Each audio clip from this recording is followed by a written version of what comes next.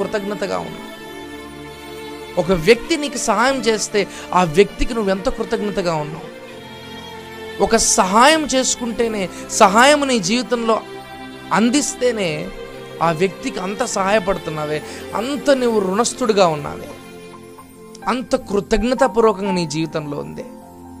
నిన్ను నన్ను ప్రేమించి మానవాళిని రక్షించి ప్రాణం పెట్టిన యేసయ్యకు మనం ఎంత కృతజ్ఞతగా ఉండాలి. We must question ourselves, how much concerned about God, how much thankful about God.